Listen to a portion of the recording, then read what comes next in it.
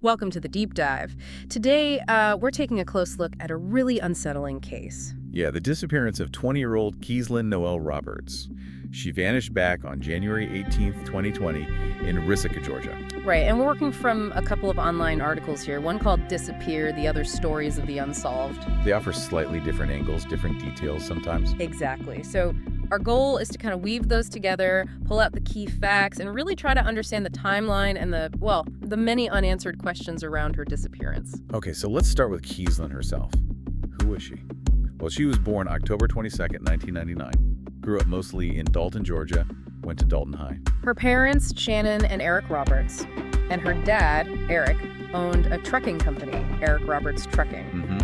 And her family apparently had a nickname for her, Butterfly. That paints a certain picture. And both sources say, initially the family described her as a good kid, really big-hearted. But they also mention, and this is important context, that later on, she reportedly fell in with the wrong crowd, got involved with drugs. Yeah, there was an arrest in March 2018, several charges, marijuana possession, using communication facilities for drug transactions, possessing tools for crime, drug-related objects. Quite a list. And Stories of the Unsolved also adds another later arrest, just before she disappeared, actually, in January 2020. This one for sale of methamphetamine. So clearly facing some serious challenges. Definitely. But it's also noted she was apparently trying to get her life back together. She was regularly checking in with her probation officer. And at the time she went missing, she was living with her boyfriend over in Chatsworth, which is in Murray County, Georgia. Okay, so that's the background. Now, let's zero in on the days right before she disappeared. Right, so January 17th, 2020. That was the day before she was last seen. She actually had a probation meeting scheduled. Right, the Whitfield County Sheriff's Office related to that 2018 arrest. But she didn't show up. She failed to attend. And that automatically triggered an arrest warrant for violating her probation. So already there's this pressure, this warrant out for her. Exactly. And then the very next day, January 18th, that's the last time anyone definitively saw her. And where was this? At the Pilot Flying J truck stop. It's on Resaca Beach Boulevard in Resaca, Georgia. Now that's in Gordon County. Okay, Gordon County. That location seems key. It is. Police actually got a 911 call that day about a suspicious woman, presumably Keeslyn, who was in the employee-only kitchen area of Denny's inside the truck stop. In the kitchen. Okay. And there was some kind of trouble. Yeah, reports mention an altercation with a Denny's employee. But before the police could get there... She was gone. Fled the scene. Right. And as she left, or maybe during the altercation, she dropped her backpack. And the contents. That's pretty significant. It really is. Inside that backpack were her wallet, cash, her debit card, driver's license, even her phone charger, and her car keys.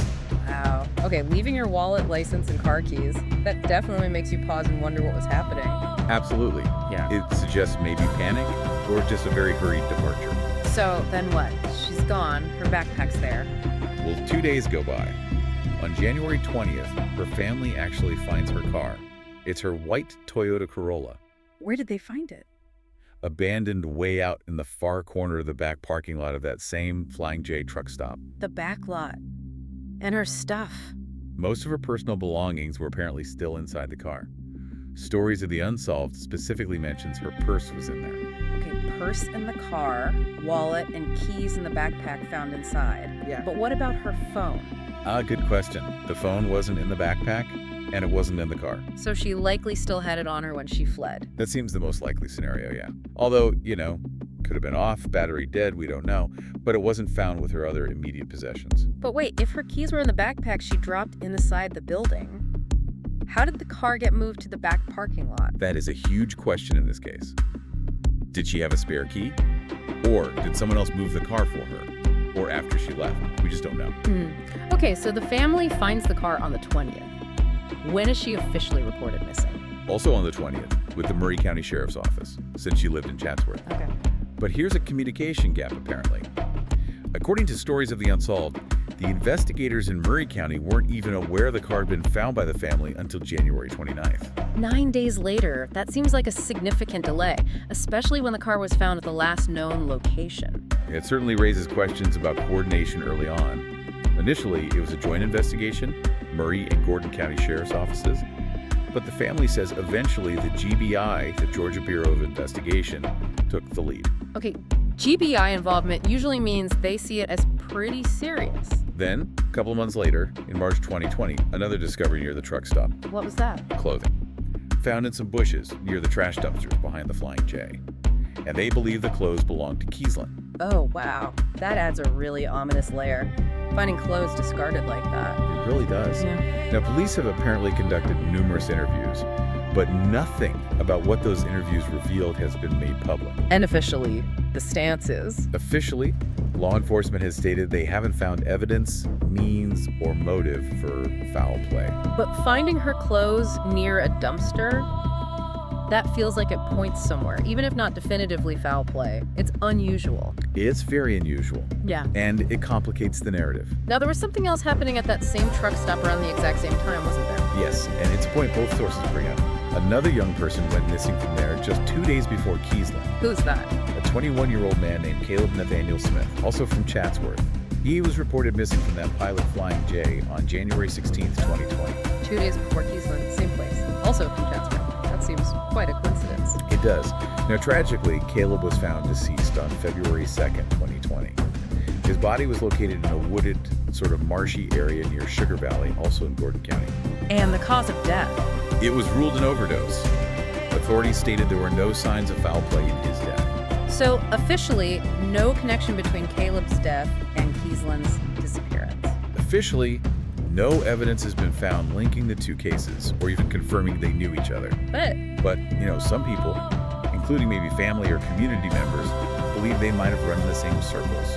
Same age range, same town, same last known location within 48 hours. it's hard not to wonder if there's some overlap in acquaintances, even if their cases aren't directly connected. Exactly. It just adds another layer of complexity to the whole situation at that truck stop around that time.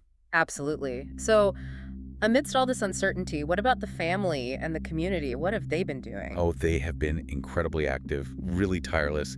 There was a big push on social media right away. Trying to get her picture out there. Yes, and organizing volunteer searches. They searched around the area where Caleb's body was found and also all around the Flying J property. Did the truck stop cooperate with the family's efforts? Well, there's a point of contention there. Her father, Eric, tried to put up missing person flyers at the truck stop itself. Yeah. He reported that he wasn't allowed to, which you can imagine must have been incredibly frustrating for him. Yeah, definitely. And there were other issues raised about the truck stop itself, right? Security-wise? Yes, big time. Both articles mentioned concerns about lighting in the parking lot, particularly the back lot where the car was found, and crucially, the surveillance cameras. Were they not working or not there? Questions were raised about whether they were operational or covered the right areas. This lack of potential footage led to a change.org petition. Trying to get the truck stop to improve security, install more or better cameras. Precisely, Yeah. because that footage could have been absolutely vital. You'd think so. What else has the family done? I know rewards are often offered. Yes. Eric Roberts initially put up $10,000. Later, according to the Disappeared article, the family increased that reward significantly, up to $50,000 for information. That's a substantial amount. Shows their desperation for answers. Absolutely. They also started a GoFundMe campaign to help with search costs and things like that, though it seems that's no longer active. And Keeslyn's father, Eric, he's been quite public, hasn't he? Very much so. He's spoken out repeatedly, expressing his firm belief that there are people out there who know what happened to Keeslyn. He feels strongly that information is being withheld. And has he expressed concerns about the official investigation itself? Yes, he and others commenting online have voiced frustration, particularly aimed at the Murray County Sheriff's Office initially. What kind of frustrations? Allegations that maybe they didn't secure potential security footage quickly enough, or didn't thoroughly check phone records, or follow up on leads the family provided.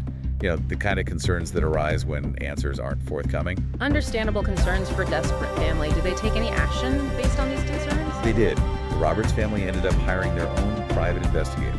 Right, to conduct an independent search for answers. That speaks volumes about their determination and perhaps their lack of confidence in the official progress at some point. It certainly does. Now, since she vanished, there have been reports, sightings. Any credible ones? Unfortunately, all unconfirmed so far. They've mostly come from truckers, reporting seeing someone resembling Keeslyn in places like South Bend, Indiana, Dallas, Texas, even Oklahoma City. Gosh, those flickers of hope must be agonizing. incredibly so, and the milestones just keep passing. They held a candlelight vigil for her on what would have been her 21st birthday. A painful reminder. Yeah. And Eric set up a Facebook page, Missing Keeslyn Roberts, to share updates and keep her story alive. Though it looks like the last update was sometime in 2023. Okay, so let's just quickly recap her description for anyone listening. Sure. Keeslyn is a white female, born October 22nd, 1999, so she'd be in her mid-20s now. Hair is blonde, or maybe strawberry blonde, green eyes. And height and weight. There was a slight difference in the sofas. Yeah, minor difference. Disappeared says 5'2", 117 pounds.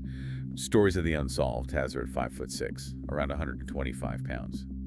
It's not unusual to see small discrepancies like that in reporting. Right, but distinctive features are key. Very key. She has gauged ear piercings and a very specific tattoo on the inside of her right forearm. Can you describe the tattoo? It's described as yellow sea turtles with blue waves, a yellow hibiscus flower, and it includes the words, "Love yourself first." That's quite detailed, hopefully memorable if someone saw it. And her clothing. Unknown. We don't know what she was wearing when she fled the truck stop. Okay. And if anyone listening thinks they might know something. Both articles list contact numbers for the Murray County Sheriff's Department, the Gordon County Sheriff's Department, and the GBI. Stories of the Unsolved also gives the private investigators contact info. And their official channels too, like NAMS? Yes, the National Missing and Unidentified Person System, she has a page there, and the GBI Missing Person page. Plus, references to the Facebook page, even though it's not recently updated. So wrapping this up, we're left with, well, a lot of questions. So many. Why exactly did she run from that kitchen? Was she just trying to avoid the police because of the warrant? Or was something else happening? Was she meeting someone there? That's been speculated, though not confirmed. Right, and the biggest question of all, what happened after she left that backpack, after her car ended up in the back lot? Where did she go, and how? The dedication of her family, her father Eric especially, and the community. It's really powerful. That hope is still there, clearly. Absolutely. Despite the years, despite the lack of solid answers, they haven't given up searching for her. So for you listening, just consider all these pieces. You have this young woman, Keeslyn, with a complicated past, but maybe trying to change things. You have this very ordinary, busy location, a truck stop becoming the center of this mystery. And then this sudden disappearance, leaving behind critical items, the found clothing. It's deeply unsettling. What details jump out at you? What might they suggest about everything that wasn't seen or reported that day? It's a case that really sticks with you. And Keeslyn Roberts remains missing. It's just a heartbreaking, stark reminder of all the families still waiting, hoping for answers,